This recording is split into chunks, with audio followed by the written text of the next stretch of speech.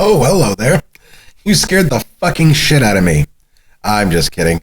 What a fun day it is. It's a Thursday. That means we've had a long day. We're unwinding with a refined glass of wine, and we're waiting for tomorrow, the last day of the week. But it's Thursday, and we're having a good time. It's Riding the Shield, your daily dose of What's Up, Dockery. So let's get to it.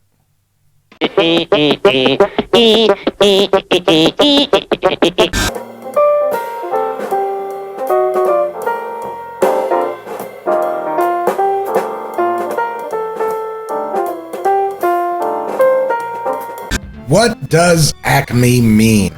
You know what? Let's get it up here on the screen here. Acme. There we go. I mentioned yesterday that that very image was gonna be coming back to haunt us again, and indeed it is. Indeed it has.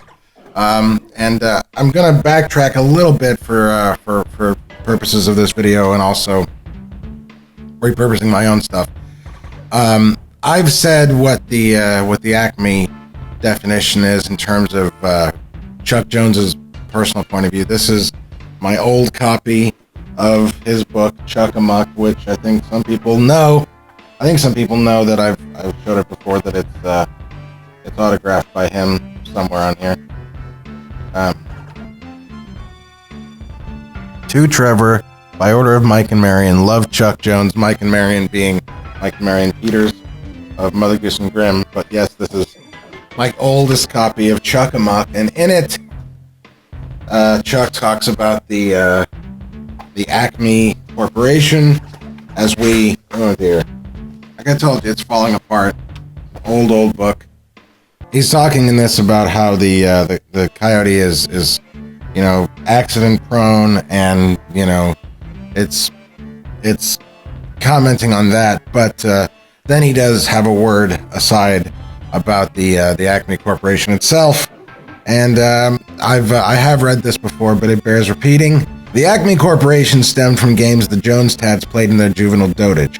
My sister Dorothy fell in love with the title Acme, finding that it was adopted in many struggling and embryonic companies because it put them close to the top of their chosen professions in the yellow pages. Today, of course, it is commonplace to see AAAA cleaners and dyers, or AAA BBB CCC DDD drugs, which sounds like a Porky Pig establishment.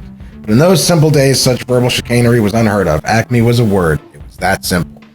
So many years later, it seemed logical to use Acme in our films. From Acme Dancing Academy for Infant Ducks to the Acme Corporation we put on our door at Chuck Jones Incorporated when I lived on the 12th floor at Sunset and Vine, followed by our slogan, "We build fine Acmes." He makes it kind of sound like he and his sister kind of came up with it, but as we've learned here on this channel, the old guys didn't necessarily have the run of things, because we didn't have the internet back in their day. This is the first time I've ever actually looked this up, because when I went, when I was a kid in Wayne, Pennsylvania, we had an Acme supermarket down the road, and you better believe I was looking for portable holes and things like that.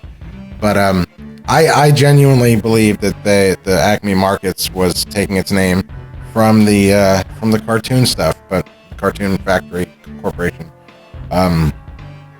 Not the case, because it wasn't invented by Chuck Jones. It actually does have a definition, which is the highest point of something, the acme of his fame,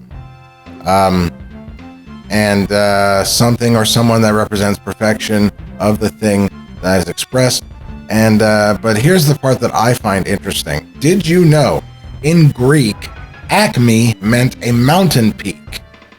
But in English, we hardly ever use it in the physical sense. Instead, we speak of someone's new job as the acme of their career, her career, it says, or of a certain leap as the acme of classical dance technique. In old Roadrunner cartoons, the Acme Company is the provider of every ingenious device imaginable. That's actually not true. The devices are not all that great. But the word can't always be taken quite literally as a brand or company name. It's possible, for instance, that something called the Acme Bar and Grill may not be the absolutely highest and best example of a bar and grill. And don't confuse acme with acne, the skin disorder, even though both actually came from the same word. Craters on your face, Acme being a mountain peak. We all know and love, of course, that that episode of Tiny Toons where Montana Max screams Acme, and they do a whole parody of Citizen Kane. Yes, Citizen Kane, one of Orson Welles' greatest films. First film, certainly, and he changed the whole dynamic of cinema. And so I suppose that he comes back in the 90s as a WB animation unit, as a genius mouse, and takes over the world.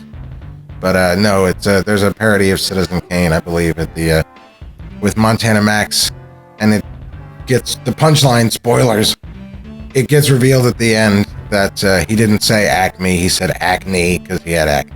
So there you guys go.